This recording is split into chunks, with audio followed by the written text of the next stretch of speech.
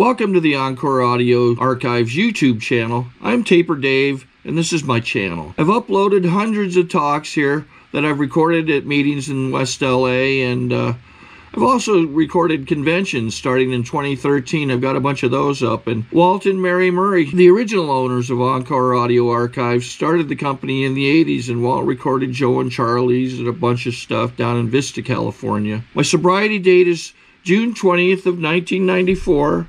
I hope you find something you like, so please like and subscribe to my channel and comment down below.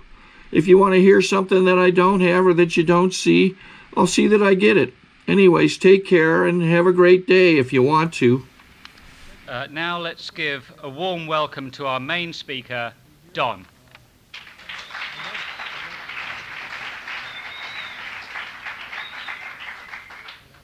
Thank you. My name is Don Helverson. I'm definitely alcoholic. It's good to be here. I loved what Hunter said. I loved Hunter's share. And after hearing Hunter share, I just want to say welcome to anybody who's relapsed and has come back. Welcome. It's good you're here. Welcome to anybody who's been around for a long time and still hasn't gotten your shit together. Welcome. It's a couple of us. I'm still gathering the shit, but I haven't gotten it together yet. I grew up in Boston. Well, that's not true. I grew up in Alcoholics Anonymous is the actual truth of it. I didn't do much growing up in Boston. I was raised in the East and then, of course, lowered in the West. My dad was a minister, and he just gotten the gig at Harvard, and so we moved from a little town in upstate New York, Ithaca, to Cambridge. And it shook up the family. I came from like a very normal family. My dad was a minister and a professor and a poet and an author, and he had a radio show. And then my mom ate. And then my brother was a dwarf, and he was 12 years older than me. And then I came along and just pissed him off. And that's the truth. We moved from Ithaca when I was 2 years old to Cambridge, Massachusetts. We lived on a little street. It was all full of famous people. And I was actually right across the fence from Julia Child. It was my next door neighbor. And I was kind of a little terror of a kid. I mean, I like to go out and blow up Barbie with an M80. And Julia Child, Donnie, I got over the fence. And that's why I drank. Thank you very much. We had all famous people on our Arthur Schlesinger Jr. and John Kenneth Galbraith, and on it went. Daniel Patrick Moynihan became a senator, and all these guys and all their kids were the people that I first did cigarettes with and all that stuff. And by the time I was 12, I wasn't allowed to play with anyone on my block. They called me Little Donnie Do Nothing. So the thing that made life bearable for me was sports. Loved sports. I was really good at sports. Excelled at it, and got a scholarship to a fancy prep school. And they paid my way. In fact, I made money going to that school.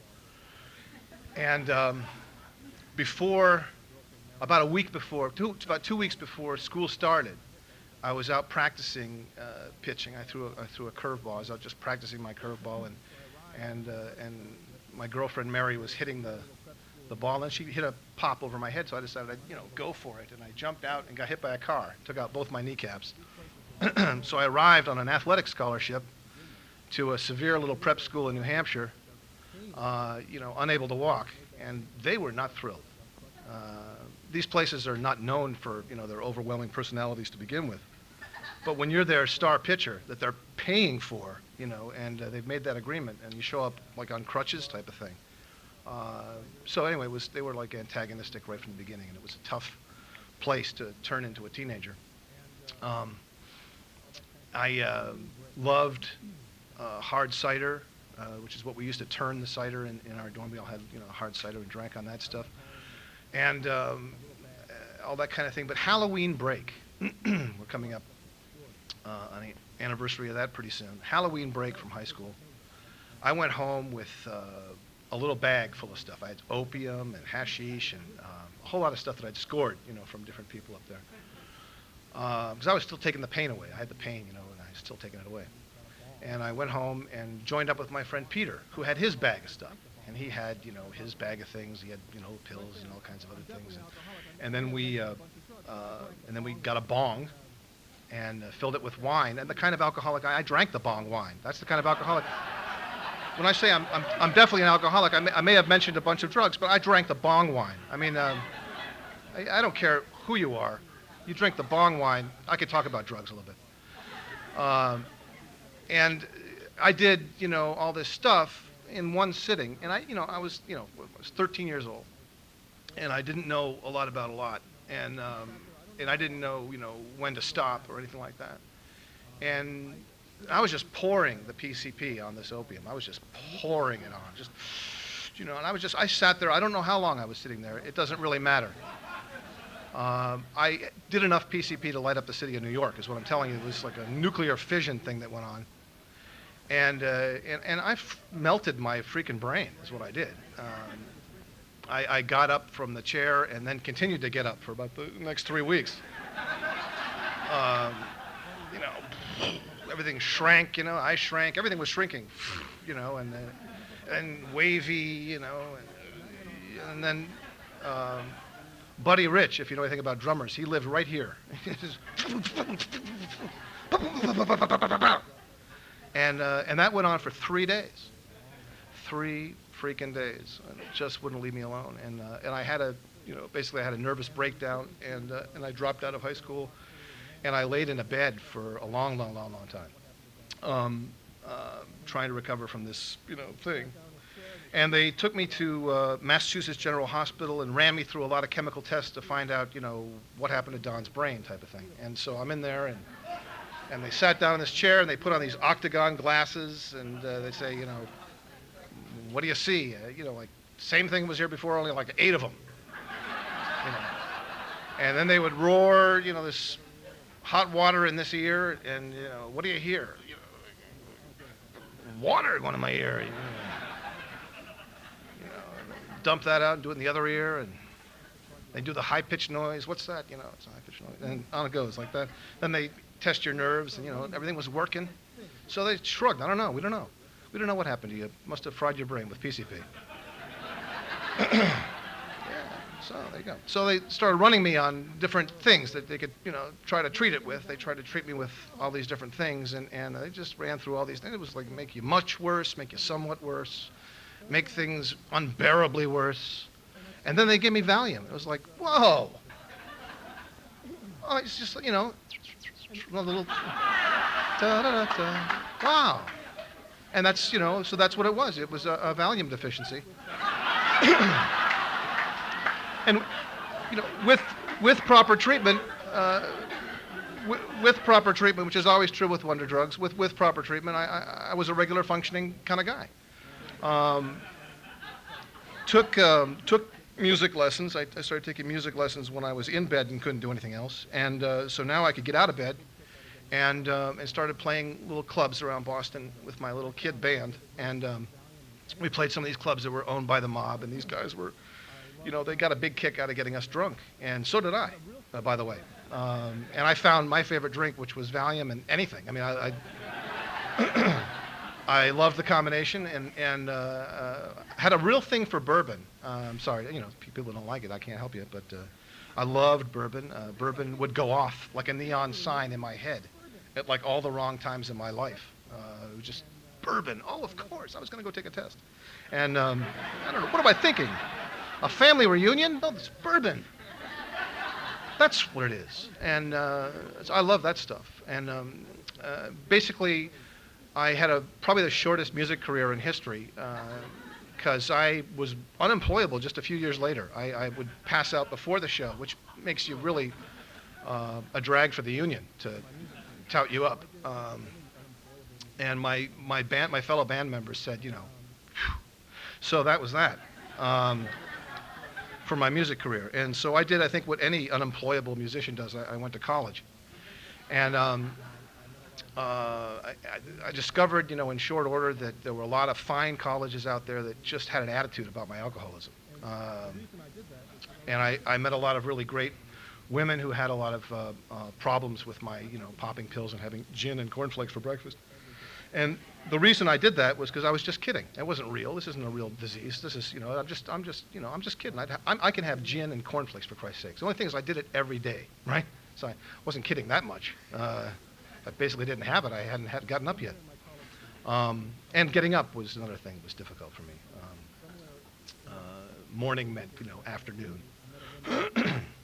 Somewhere in my college career, because I changed colleges and majors to get a liberal arts education, somewhere in my college education, I met a woman named Felicia, and Felicia saved my ass, basically because I really didn't know how to drink. And Felicia knew how to drink. She had all the techniques, she had all the skills, she had power tools for drinking. And she had like a little special throw rug that she'd put down in front of the toilet. She had a little procedure about putting your hair in a ponytail before you barf yourself. And she got a lot of mileage out of her booze by barfing herself, and I saw that, but I just couldn't do it, so she barfed me. And yeah, so I mean, she was important to me. And she did stuff like function. She could function, and so that was important. She could get out of the house. So her skills were critical. And one day, Felicia said to me, she said, Don, I've had it. I woke up this Sunday, and I look up, and she's sitting in a chair watching me, and she'd been sitting there for a while thinking. She had that, that kind of thing going on. And so I reached for my pills. They weren't there. I reached for my cheap-ass bottle of sherry that I used to flush the pills down with, and that wasn't there. And she gave me that look like, And she said, you got to call AA. I was like, what? She said, you got to call AA. I was like, for what? That's for like alcoholics. And she said, you either call AA or I'm leaving. I was like, oh, Jesus. And then she said, you know what? You call AA or you're leaving. So I got the phone. And I called AA, and I got that guy, Alcoholics Anonymous. And I said, yeah. Hi, my girlfriend Felicia wanted me to call.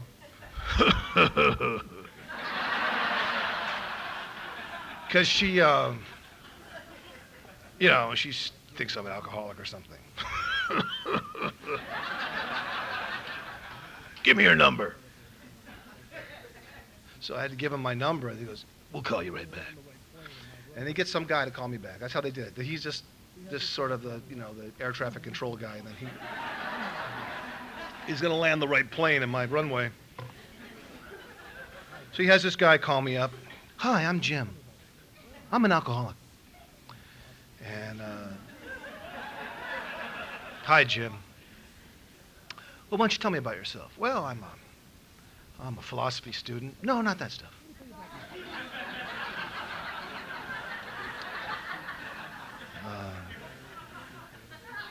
Let me tell you about me.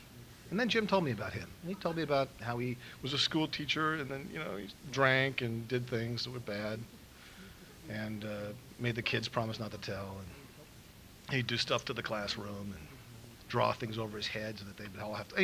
He was just weird little things. But all of a sudden he started talking about how he felt inside. And I'm just listening to Jim and starting to cry. No big deal. And I start to sob, as I'm listening to him. And Jim goes, so why don't you tell me about you? And I think I'm an alcoholic. And I just can't believe I'm saying that. I just can't believe it. I can't believe I'm feeling it. I can't believe I'm relating to Jim. We're just not alike. And I just totally relate to him, which is really scary. So I'm ready to hang up.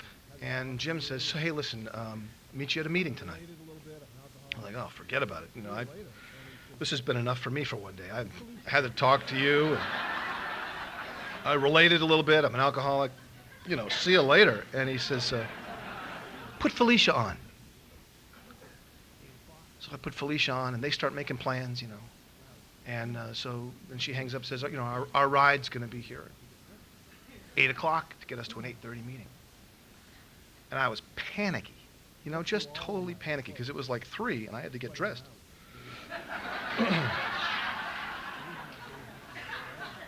Went through all of my clothes, sweating them out, waiting for these people to come. And the reason that day is not my sobriety date, that was October 28th, 1979.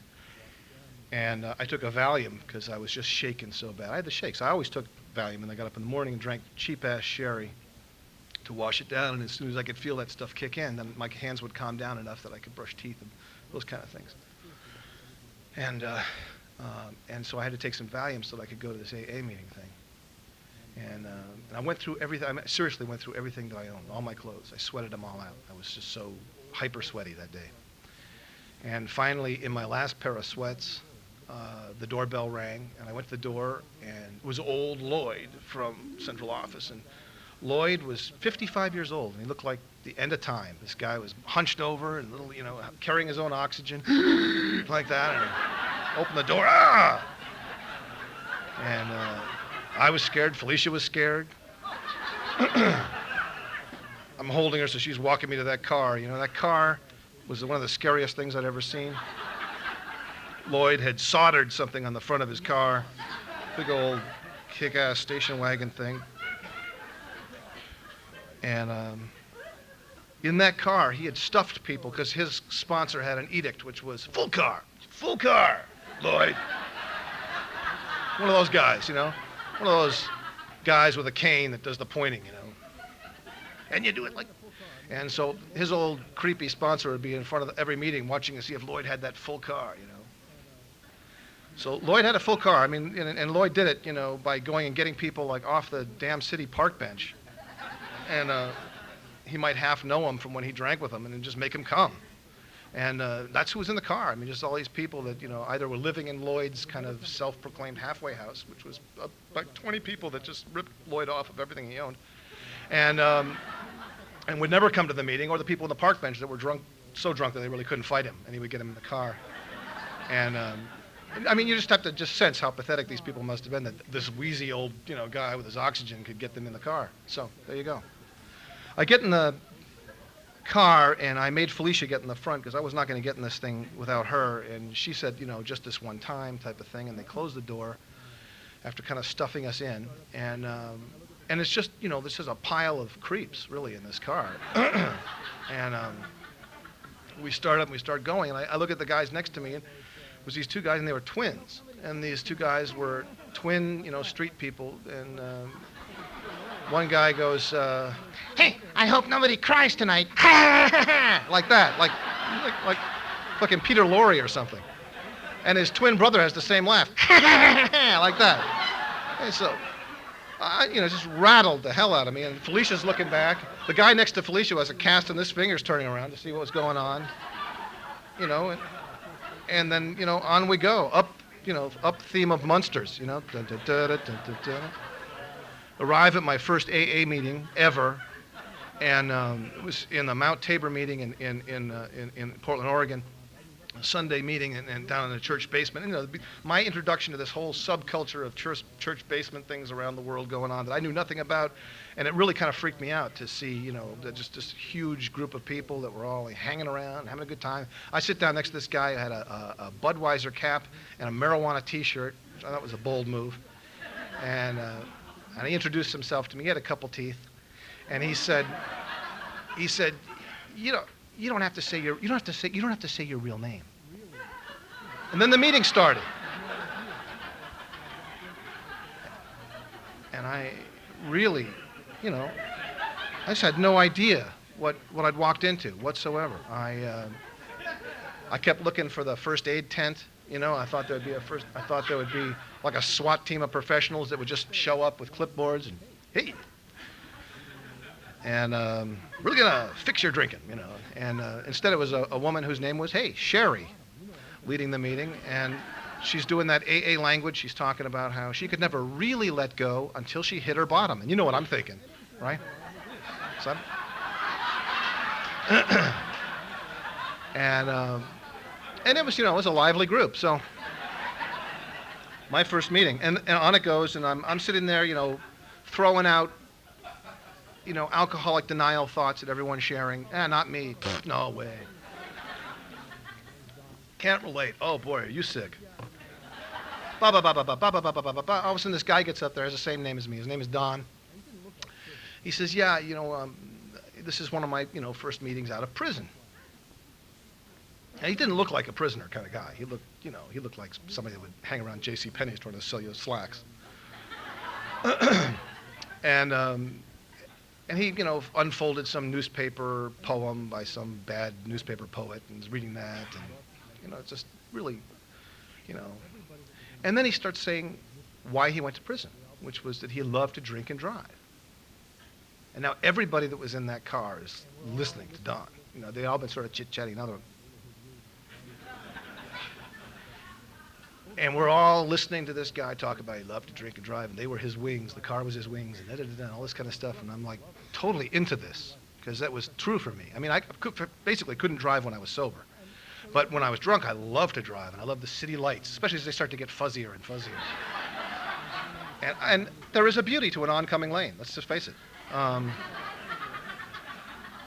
And Don understood that, and he was sharing about it. And then he took out a family at an intersection, and that's why he went to prison. And he said he was going to dedicate the rest of his life to making amends. And now we go back into the car, into the Sadmobile, to go back home. And the guy sitting next to me, "I knew it. I just knew it. They're going to cry, and I'm going to cry." So we're all a mess, and we're driving back. And now Lloyd is working, me and Felicia, he's working us. And gives us a book. He's driving and, not watching where he's going. And he's handing us each a book. And he goes, "Yeah, it's basic text. You read it like a textbook. Study it. Read it all the way through quick and then study it." And then we're like, I don't want a book. "Yeah, you just take it. It's stolen." He says, keep it in that spirit of things. If you're not going to hang on to it, give it to somebody. And here's your 20 questions. Take this when you get home. Take this first thing when you get home. So 20 questions. And so I get home, and then he says, "And I'll be there to pick you up tomorrow night." And I'm like, no way am I going to go to this again. I'm done with, this thing. And he says, "Well, I'll be there tomorrow night, 8 o'clock. Boom. Lloyd's gone, and off they went, and I sat down and took my 20 questions. Now, I've been in college for a while now. I just hadn't showed up. It was the end of October. So this is like the first test I've taken in a long time. And I did really well. I did really well on the 20 questions. And then I wanted Felicia to take hers. And she's going for the fridge. She's going to go for a beer is what she's going to do. So I got in front of her and said, "You got to take your 20 questions." And she says, "I'm going to take them." All right. So she sits down and she takes her 20 questions, really slow, driving me nuts. And I'm trying to peek and see how she's doing it. She's blocking me, And I'm trying to peek and, she, So I start to tell her how the scoring works. She goes, "Shh." So I'm thinking, all right. And then when she finally got done, I said, "How'd you do?" She said, "I got 16. I thought. I said, "Well, turn it over." And then, and so she was really in trouble. She turns, it's like one, if you do one of these, you might be, and two, probably three, you're screwed, right? And she had 16, and that was with waffling. So, I say to her, just imitating the meeting that we've just been to, I said, "Hi, Felicia, I'm Don. I'm an alcoholic." And she just looks at me, and I said, "Hey, Felicia, I'm Don. I'm an alcoholic." And on it goes for a long time, and she's just staring and staring and staring. All of a sudden, it breaks, and she just starts sobbing. "I'm Felicia, I'm an alcoholic." Like that. I was like, yes. So I did not want to go to meetings alone. Not with old Lloyd driving.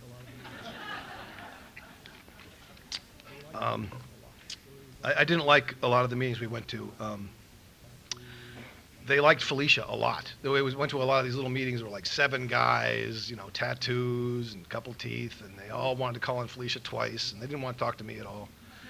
And the old timer would talk to me. I didn't really want to talk to him. I wanted the other people to approve of me. And I couldn't relate to the old timer. He had some, you know, phenomenal amount of time, and you just think, yeah, brother. But, you know, some guy who's got 19 days, I want him to, you know.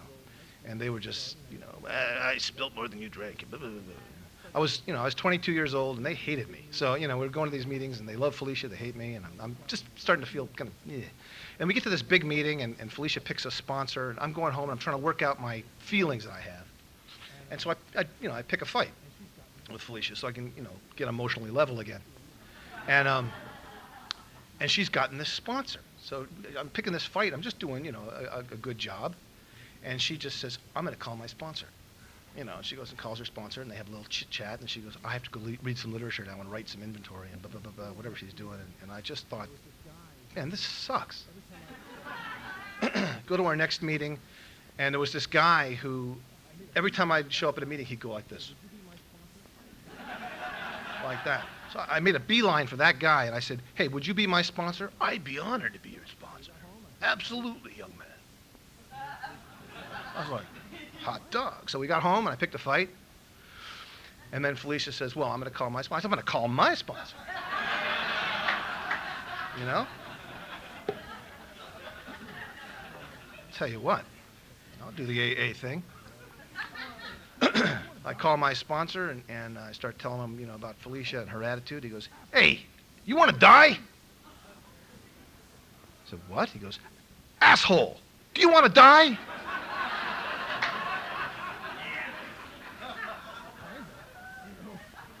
No, I don't want to die. Kinda, you know. And he goes, you know, this is not about her. This is about you. This is a disease. It'll kill you. Unless you get serious. Now let's start getting serious. Brothers, it's just the end of the world for me. Now we're going to get serious. We're breaking out literature. I'm reading the big book on the phone to some guy who's totally getting off on this. I mean, he's just, yeah, now let's go to this page. And then, you know, oh, man. Now I go rolling into 8 days sober. And things have been looking weirder and weirder to me. But by the time I was 8 days sober, I cashed it in. I went into full-blown seizures, had full-blown hallucinations, woke up in an emergency room, and had a freckle-faced, red-haired doctor say, you got to get, you know, you just need to be locked up. And so they locked me up in a, you know, place that had a great name, Holiday Park. You know, they all sound like that, you know. Floating Ferry Inn, you know, I all have those kind of.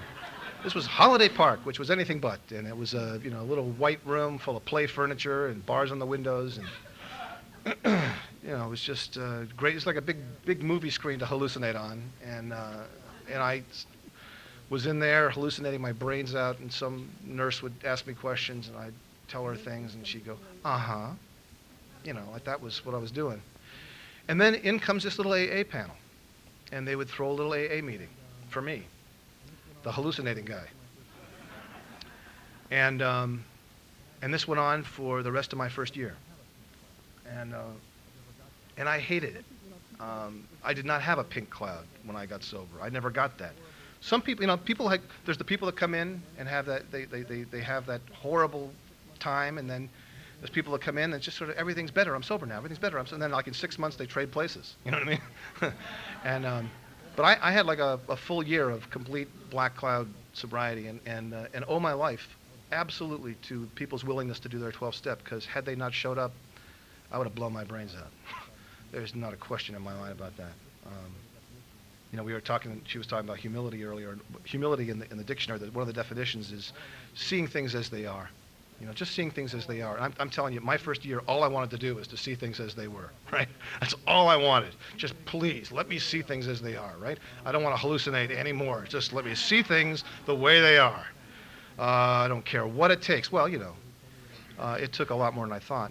And I went and saw this doctor who told me that I was going to be brain damaged for life, that I was going to have to be on heavy medication, that I should keep my expectations low, that I was always going to be a mental patient. That's what he told me. And then in comes the AA panel.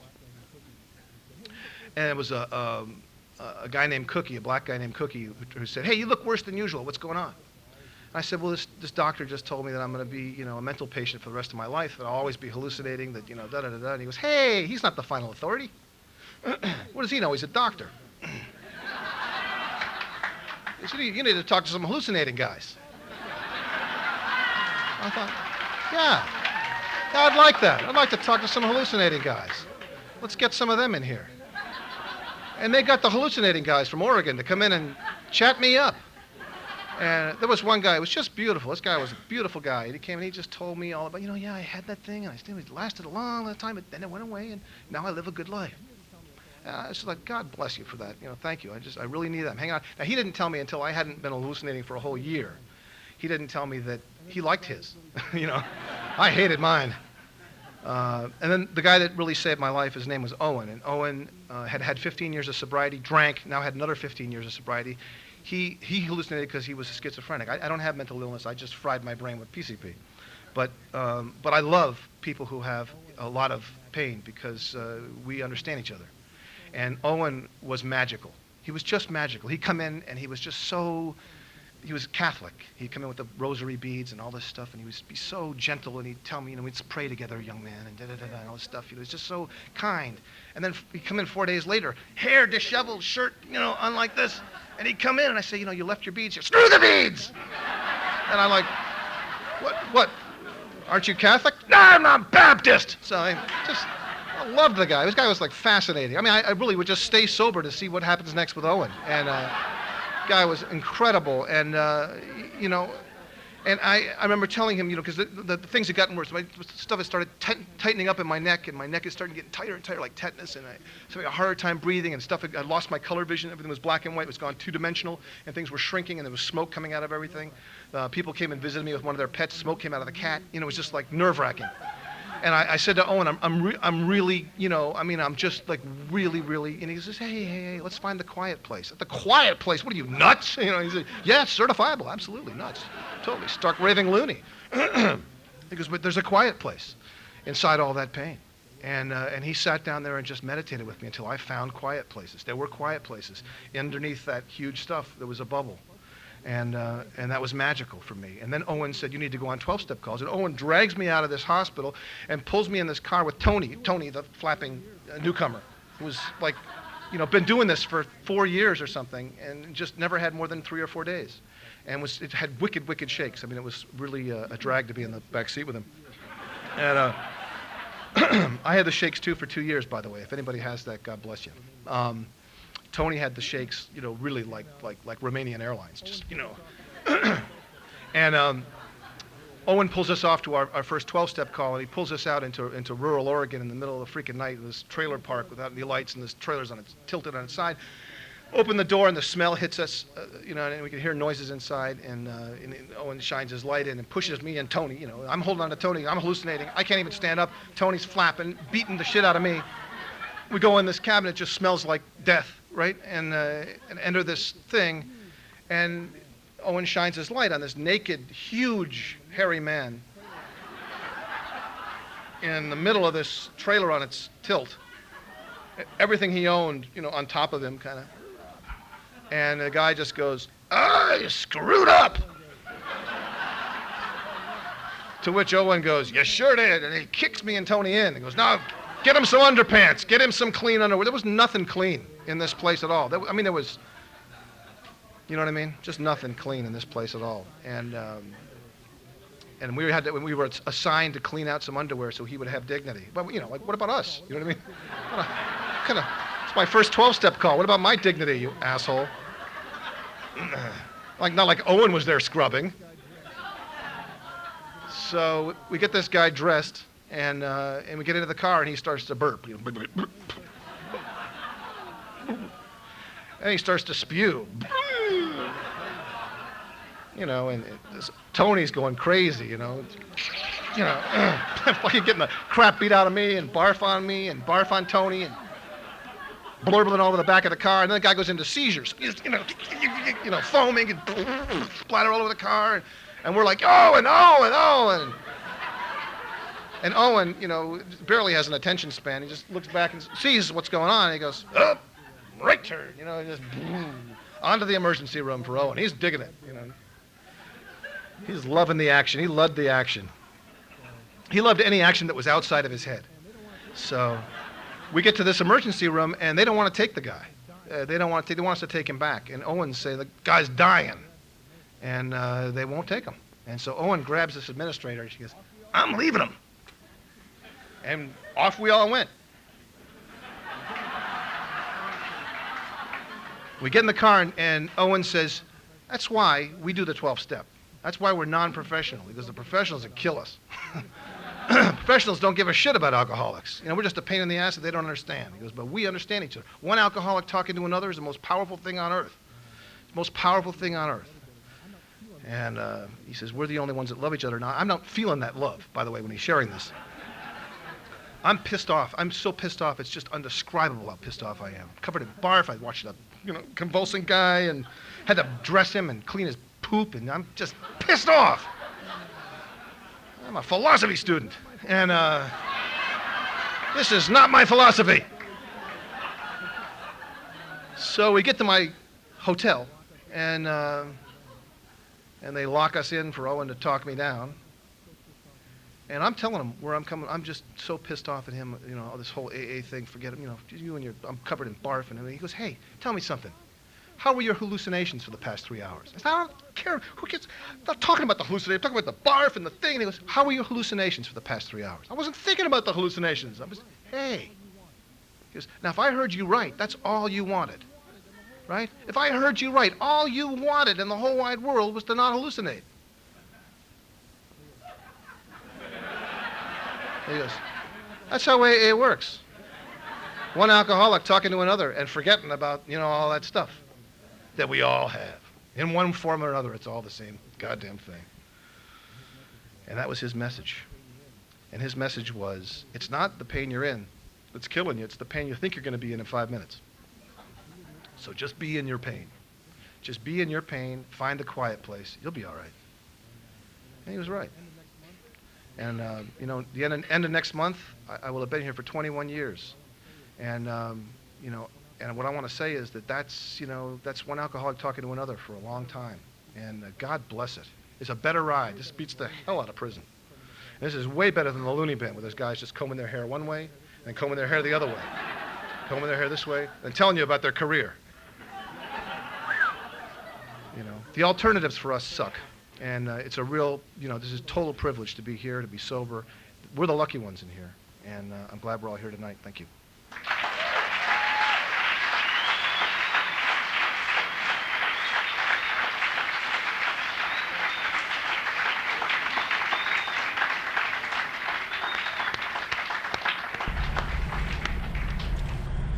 Okay, this is how I prepare my drone for launching.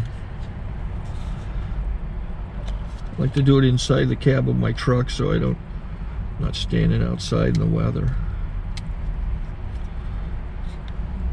To install the joysticks for control, up and down, right and left, powered on.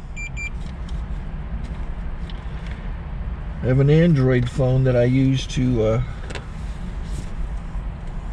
connect it to the drone with. And it's actually controlled through the iPhone, through an app. Oops, wrong way. It's actually controlled through the iPhone, or through this Android phone, through the app. It's actually controlled through the Android phone, through an app, and you connect it through this short connection right here.